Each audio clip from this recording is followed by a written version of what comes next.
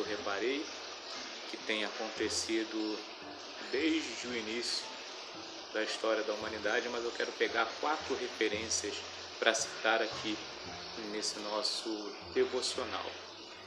A primeira referência que eu quero pegar é do profeta Micaías, na época do reino de Israel, em que o rei Acabe estava trazendo para dentro do contexto de vida do povo de Deus a idolatria e todo tipo de pecado, sob influência de Jezabel, a sua mulher, filha de Etbaal. Ele chama então alguns profetas para profetizarem acerca da sua ida até uma das suas guerras. E todos os profetas estavam em comum acordo para profetizarem em favor, em benefício do rei. E então Josafá, entrando nessa aliança, pediu para que fosse consultado mais algum profeta que fosse do Senhor.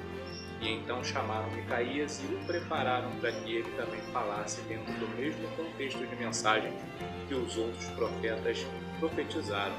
E então Micaías, depois de ter feito um teste, ele acabou entregando a revelação, falando a verdade da parte de Deus para o rei. E então ele foi esbofeteado na cara e ouviu as seguintes palavras: onde estava o Espírito de Deus que passou por nós e foi até você e nós não vimos? Segundo exemplo, segunda referência que eu quero pegar dentro dessa decapitação de imagem é a do apóstolo Paulo. O apóstolo Paulo, ele era um perseguidor de cristãos e de repente ele tem um encontro com Jesus e passa a falar a verdade.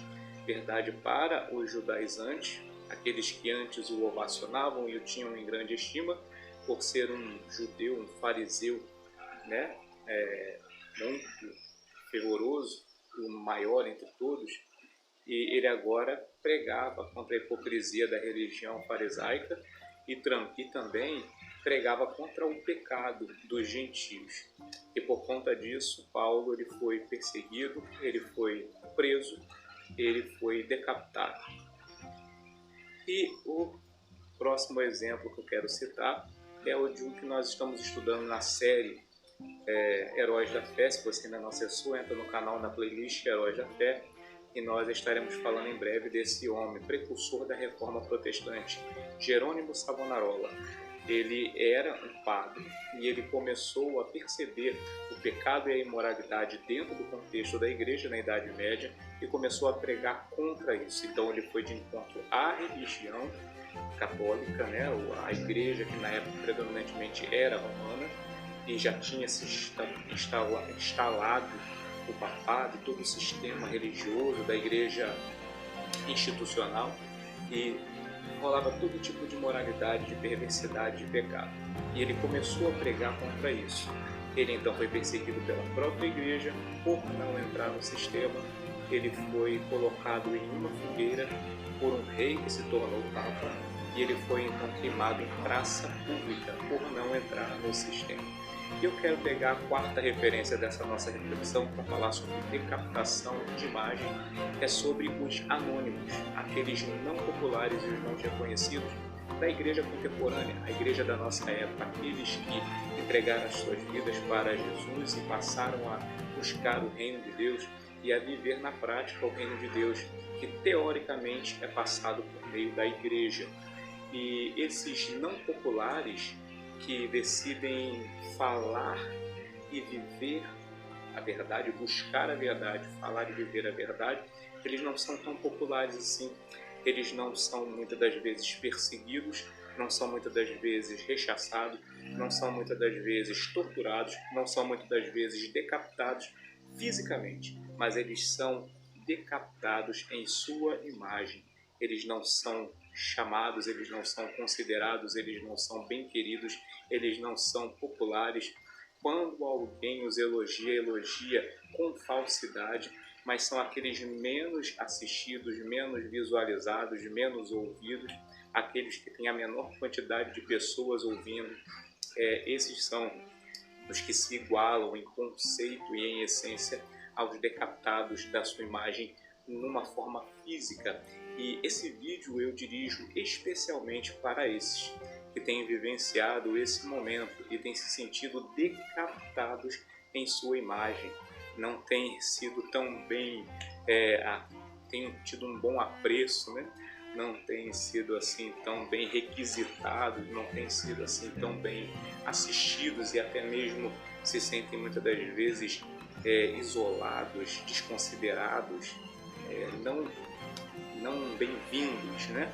Ao contrário do meu nome, Benevenuto, bem-vindo, os não bem-vindos. É a vocês que eu dirijo especialmente, a todos, mas especialmente a você que não tem se sentido assim muito bem chegado por querer buscar, compreender e viver na prática e professar a verdade e a justiça. Não desista, continue assim.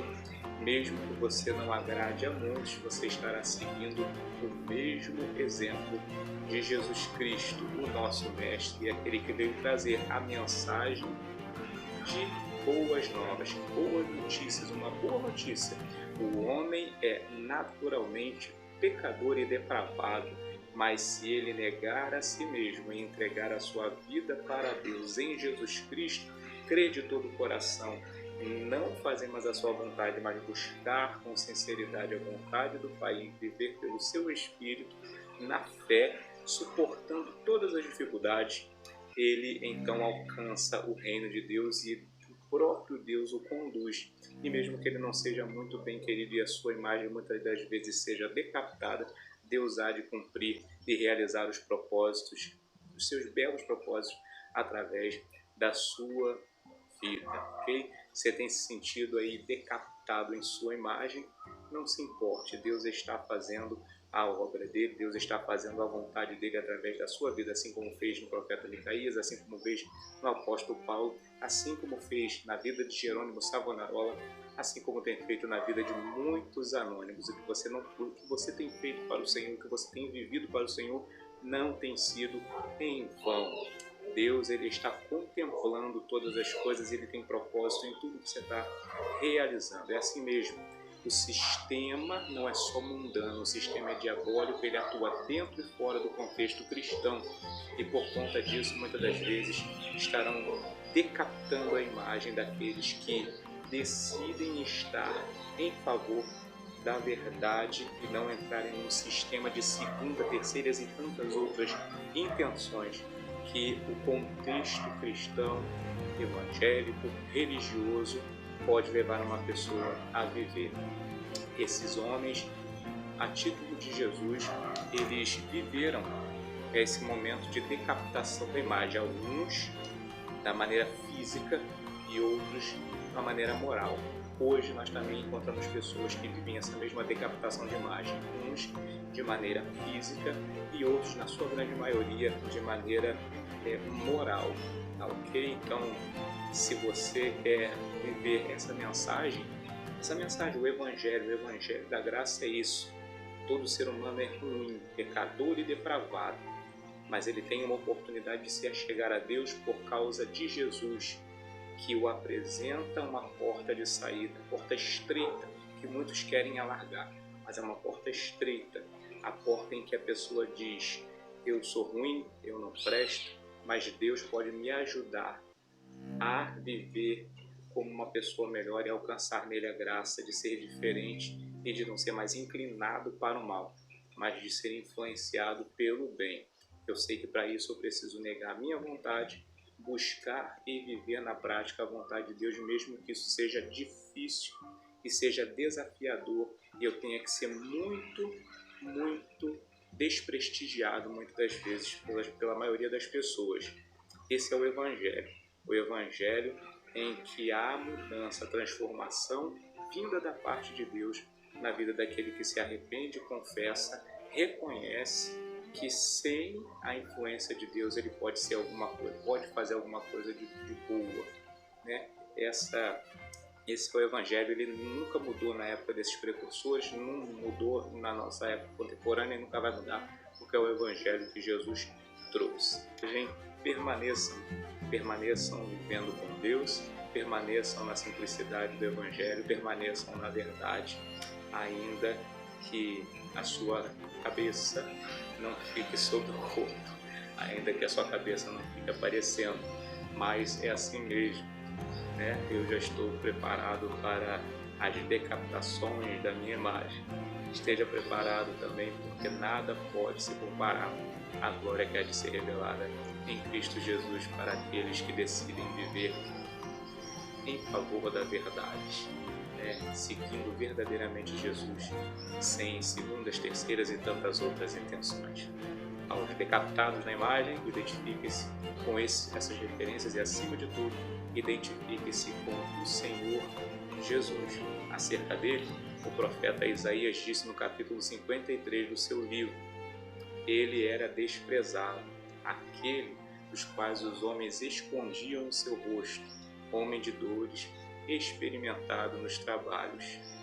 Mas a Deus, aprouve moê-lo, fazendo-o enfermar, e ele intercedeu pelos pecadores, morreu junto com eles, mas ele viu o fruto do seu penoso trabalho, e ele exultou, glorificou, porque ele viu a salvação das almas. Que Deus te abençoe essa reflexão dessa tarde. A paz do Senhor continue na sua comunhão com Deus, independentemente de quantos gostam e quantos não gostam de você, quantos gostam e quantos não gostam do que você fala, da forma como você pensa, de como você decidiu viver seguindo, imitando a Jesus. Amém? Deus abençoe, a paz do Senhor.